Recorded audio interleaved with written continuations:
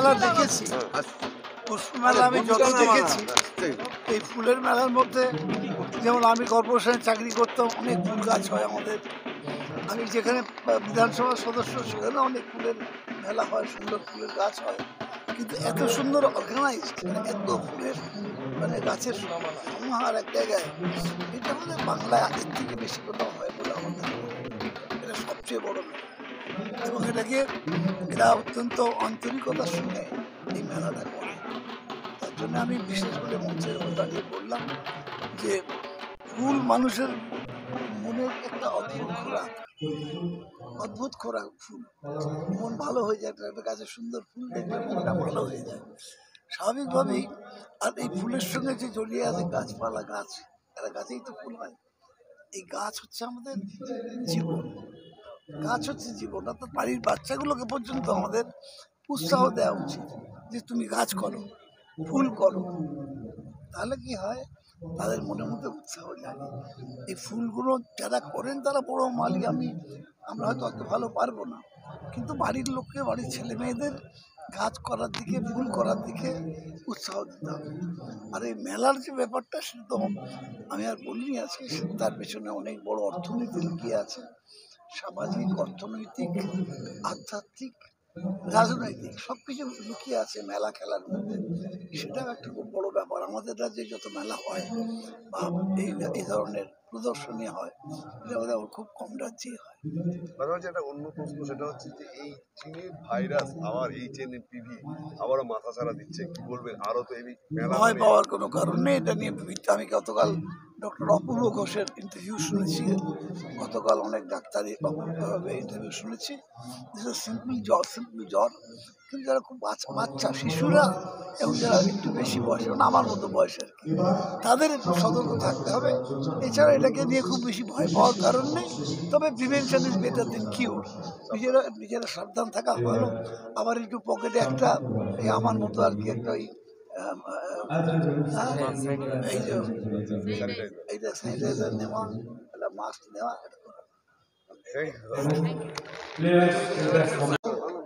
দেখুন, নিউ ব্যারাকপুরের এই পুষ্প মেলার একটা নাম আছে, মানে এখানে প্রচুর গ্রোয়ার, তারা এখানে নিজেরা কম্পিটিশানে আসে এবং কলকাতা কর্পোরেশন, বিধানসভা সবার থেকে ফুল আসে এবং সেই ফুলটা মানুষের সামনে। আর ফুল তো দেখুন সবাই ভালোবাসে। আপনি জন্মদিন, মৃত্যুদিন, বিবাহ, যেখানেই বলুন, অন্নপ্রাশন, সকালবেলায় মায়ের পায়ে ফুল, সেই সবই ফুল। সেই ফুলকে সকলে বাসে।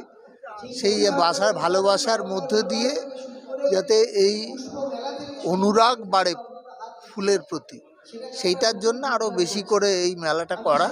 এবং এই মেলার মধ্যে দিয়ে আরও অনেকগুলো জিনিস, এখানে বিভিন্ন শিল্পী সঙ্গীত পরিবেশন করবেন, সেটাও মানুষ একটা রিক্রিয়েশন পাবেন, এটা আমার নিজের ধারণা।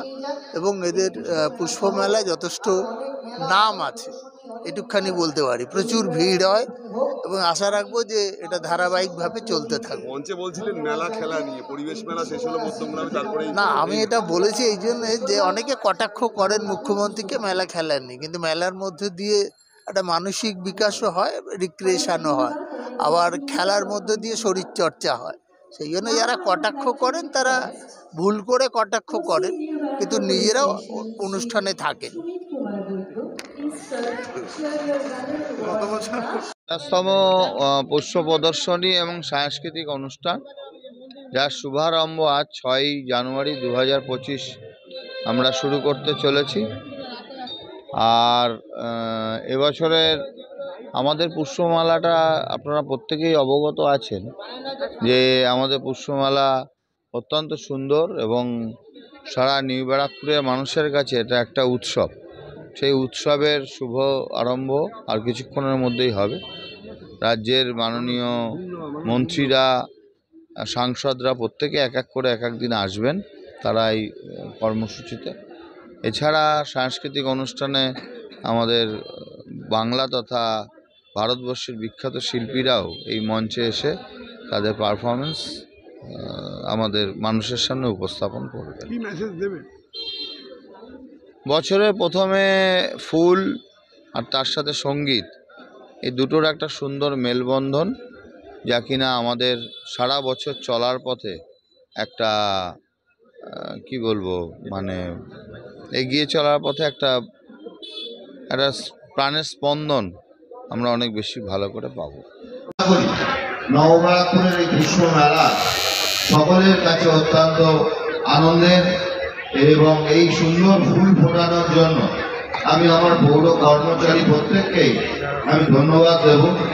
অক্লান্ত পরিশ্রম তারা করে এবং তাদের এই পরিশ্রমের ফসল আমরা বছরের প্রথম বছরের নিউ ব্যারাকপুরবাসীর কাছে এটা একটা নবরাত্রের উৎসব, সেই উৎসবকে আরো সুন্দর করে এগিয়ে নিয়ে যাওয়ার চেষ্টা আমরা করছি। এবং পাশাপাশিভাবে নবরাত্রের এই বছরের শুরুতে আমি আপনাদের কাছে একটা বার্তা দিতে চাই যে নবরাত্র শহরের ডেভেলপমেন্টের জন্য ইতিমধ্যেই আমাদের এই অঞ্চলের যিনি বিধায়ক, রাজ্যের অর্থমন্ত্রী মাননীয় চন্দ্রিমা ভট্টাচার্য এবং আমাদের সাংসদ অধ্যাপক সৌগত রায়, এদের যৌথ প্রচেষ্টায় আমরা আগামী কয়েকদিনের মধ্যে এ শহরের জলের ব্যাপারে আমাদের 3টে আরো ওভারের ট্যাঙ্ক এবং আমরা একটা আন্ডারগ্রাউন্ড রিজার্ভার এবং প্রায় 10 কোটি টাকা দিয়ে আমাদের শহরে পাইপলাইন চেঞ্জের কাজ শুরু হবে। পাশাপাশিভাবে আমরা একটা শহরকে আরো নতুন করে গড়ে তোলবার জন্য একটা প্রজেক্ট গ্রহণ করা হয়েছে, সেটাও বাস্তবে রূপদান করা হবে, ড্রেনেজ ব্যবস্থা। এইভাবে ধীরে ধীরে আমরা আমাদের শহরকে এগিয়ে নিয়ে যাব। আপনারা দেখছেন 24 ঘন্টা ইন্ডিয়া টিভি, সর্বদা সবার পাশে সবার মাঝে। আজ এ পর্যন্ত। সঙ্গে রাখুন 24 ঘন্টা ইন্ডিয়া টিভি। দেখতে থাকুন সব জেলার সব খবর সবার আগে 24 ঘন্টা ইন্ডিয়া টিভির পর্দায়। নমস্কার।